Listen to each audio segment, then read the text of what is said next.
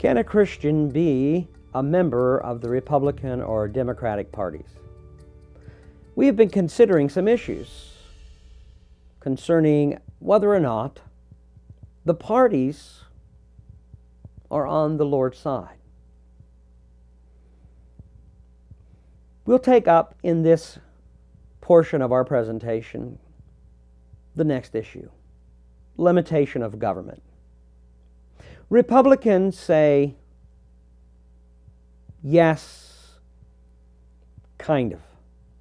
Again, among the Republicans, you have those who truly believe in a limited government, those who say they believe in a limited government,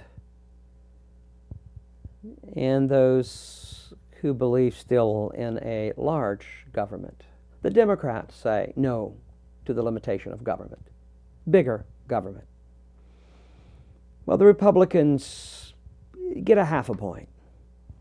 You see, the problem is, whether you're Republican or Democrat, statist concepts of government, whether they're liberal or conservative, do little for establishing justice and righteousness when they're based on humanistic principles. We need a government that does what God tells it to do and nothing more.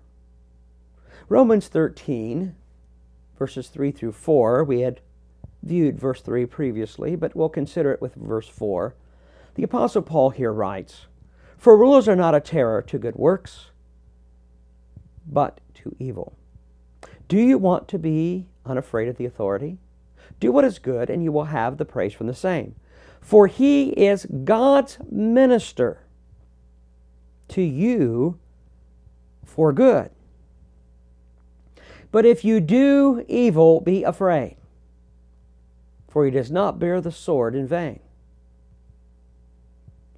For he is God's minister, an avenger to execute wrath on him who practices evil." Now, clearly, the Apostle Paul is teaching us a very important principle.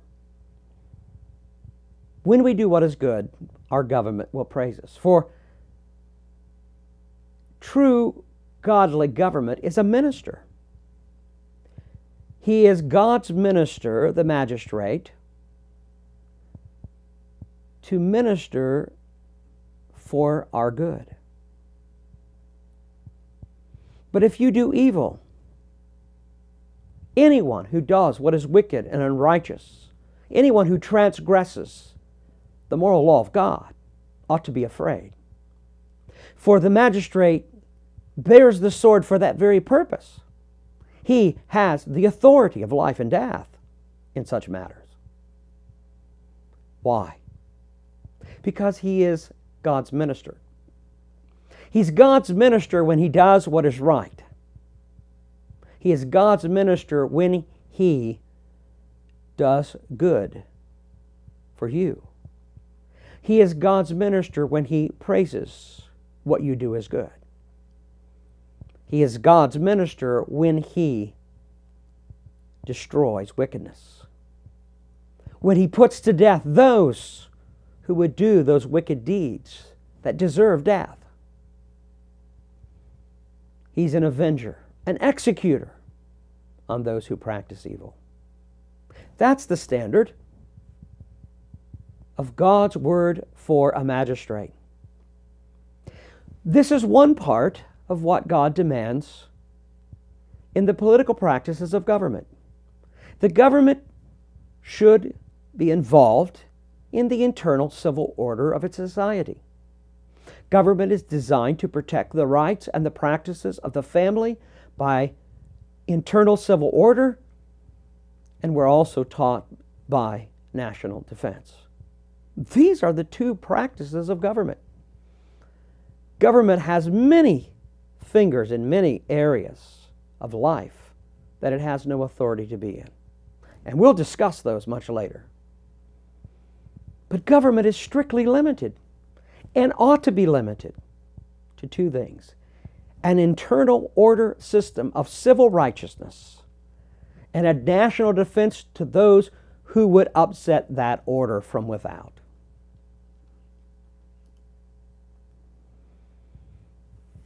These are the things that Christians must consider. Here again, Republicans have not considered enough, because I don't believe that on this issue they have become truly exhorters of righteousness when they've created maybe a more considerate, kinder, conservative statism. But it is not a godly republic. We'll take up the matter again in our next session.